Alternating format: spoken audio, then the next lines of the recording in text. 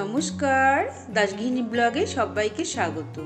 আমরা প্রত্যেককেই অতিরিক্ত গরম পড়ে গেলে রান্নাগুলোকে সহজ করে করার চেষ্টা করি, সে মাছ হোক, ডিম হোক বা মাংসই হোক, যাতে হজমও খুব তাড়াতাড়ি হয়ে যায় বা খেতেও ভালো লাগে। কিন্তু একটু শীত থাকাকালীন আমাদের সবারই ইচ্ছে করে একটু রসিয়ে কষিয়ে খেতে। তা আমি আজকে এরকমই একটি রান্না করব, একদম ধাবা স্টাইলের ডিম কারি। এই রান্নাটা অনেকেই অনেক রকমভাবে করতে পারে, কিন্তু আমি কিভাবে করি সেটাই আজকে তোমাদের সাথে শেয়ার করব। চলো তাহলে দেখে নেওয়া যাক।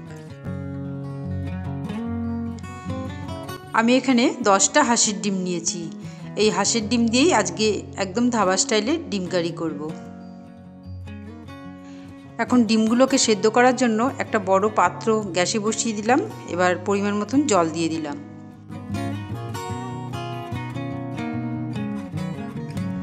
এবার জলের মধ্যে ডিমগুলোকে আস্তে আস্তে একটা একটা করে দিয়ে দিচ্ছি। এই ক্ষেত্রে একটা কথা বলে রাখি, অনেকেরই ব্যাপারটা জানা আছে, আবার অনেকেরই জানা নেই। তো যাদের জানা নেই তাদের জন্যই আমার বলা, যদি কোনো উপকারে লাগে।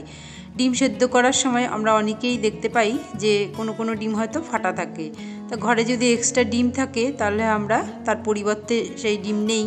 আবার অনেক সময় এক্সট্রা না থাকলেই ফাটা ডিমই রান্না করতে হয়। যখনই আমরা সেদ্ধ বসিয়ে দিই তখনই কিন্তু গরমের তাপে ডিম খোলা থেকে বেরিয়ে যায় কিছুটা।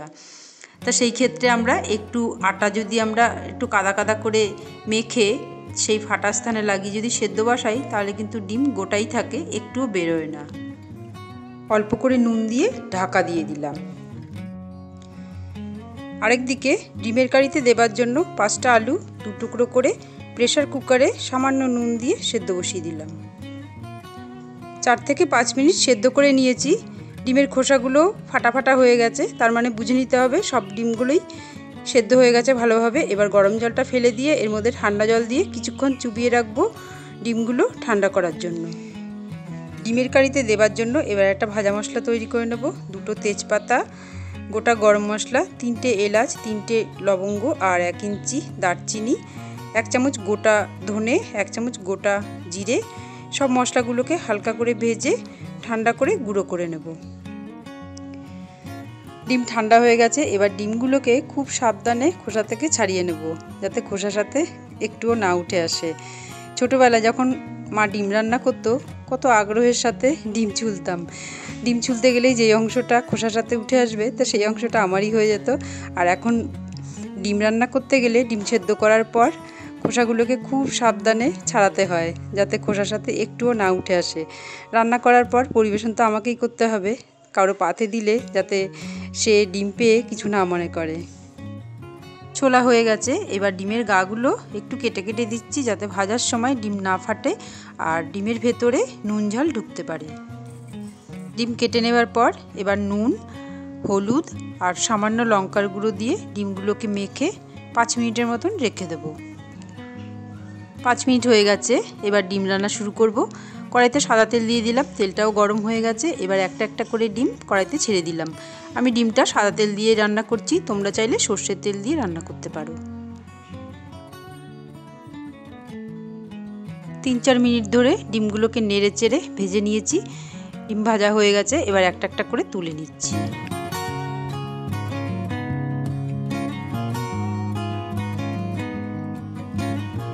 ওই তেলের মধ্যেই সেদ্ধ করা আলুগুলোকেও ভেজে নেব।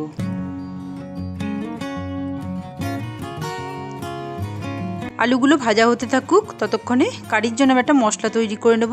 মিক্সিং জারে 4টে কাঁচা পাকা লঙ্কা দিয়ে দিলাম, আর সামান্য আদা সরু সরু করে কেটে দিয়েছি।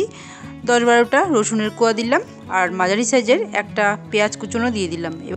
মশলা করতে করতে আলুগুলোও ভাজা হয়ে গেছে। এবার আলুগুলোকে তুলে নিচ্ছি। ধাবার মতন ডিমের কারিতে আলু না দিলেও চলে, তবে আমাদের বাড়িতে সবাই আলু প্রেমিক। সেই জন্য ডিমের কারি হোক বা মাংসতেই হোক আলু না দিলে একেবারেই চলে না। খাবারের পাতে যখন আলু ছাড়া পড়বে এই সমস্ত প্রিয় মেনুগুলো, তখন আলু না পেয়ে এই মেনুগুলোর প্রতি ভালোবাসা অনেকটাই কমে যায়। আলু তুলে নেবার পর ওই তেলের মধ্যেই গোটা জিরা, শুকনো লঙ্কা ফোড়ন দিয়ে দিলাম। এবার মিক্সিতে যে মশলাটা করে রেখেছিলাম, আদা, রসুন, পেঁয়াজ, কাঁচা লঙ্কা, সেই মশলাটা দিয়ে মিনিট 2 কষিয়ে নেব, যাতে কাঁচা গন্ধটা চলে যায়। 2 মিনিট কষিয়ে নেবার পর 2টো মিডিয়াম সাইজের টমেটো বাটা দিয়ে দিলাম। এরপর এতে আলাদা কোনো মশলা দেব না, প্রতিদিনের যে কমন মশলাগুলো সেগুলোই দেব। 1 চামচ লঙ্কার গুঁড়ো, 1 চামচ জিরের গুঁড়ো, 1 চামচ ধনের গুঁড়ো, পরিমাণ মতো নুন আর হলুদ দিয়ে সমস্ত মশলাটাকে আবারও 3-4 মিনিট কষিয়ে নেব। গ্যাসের ফ্লেমটাকে লো মিডিয়ামে রেখে মশলা কষিয়ে নিয়েছি। মশলা থেকে তেলও ছেড়ে দিয়েছে। এবার ভেজে রাখা আলুগুলোকে দিয়ে আবারও 1 মিনিটের মতন নেড়ে চেড়ে পরিমাণ মতন গরম জল দিয়ে দিলাম।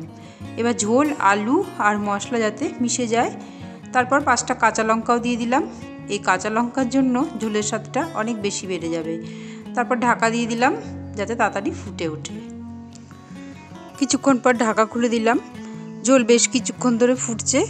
আলুগুলো আমি আগেই প্রেসার কুকারে সেদ্ধ করে নিয়েছিলাম, আর যেহেতু শীতের আলু একটু ঠান্ডা হলেই শক্ত হয়ে যায়।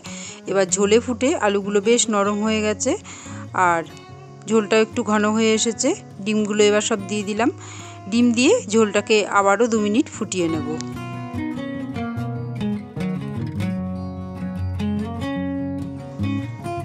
এইবারেই গুঁড়ো করা ভাজা মশলা ছড়িয়ে দিলাম। একদম ধাবার মতন ডিমের কারি স্বাদ আনতে গেলে এই ভাজা মশলা দিতে অবশ্যই লাগবে। এই মশলা ছাড়া ধাবার মতন স্বাদ কোনো মতেই আনা সম্ভব না। ভাজা মশলা দেওয়ার পর গ্রেভি অনেকটাই ঘন হয়ে গেছে। ডিমের কারির জন্য গ্রেভি একদম ঠিকঠাক। এবার উপর দিয়ে ধনেপাতা কুচি ছড়িয়ে দিলাম। নেড়ে চেড়ে ডিমের কারি নামিয়ে নিলাম। কেমন লাগলো আমার ধাবা স্টাইলের ডিমের কারি রেসিপি? যদি ভালো লেগে থাকে তাহলে বাড়িতে অবশ্যই একবার করে দেখবে, আশা করি ভালো লাগবে। এবার আমি গরম গরম একটা পাত্রে তুলে নিচ্ছি পরিবেশনের জন্য। আমার এই রেসিপি যদি ভালো লেগে থাকে তাহলে লাইক কমেন্ট অবশ্যই করবে।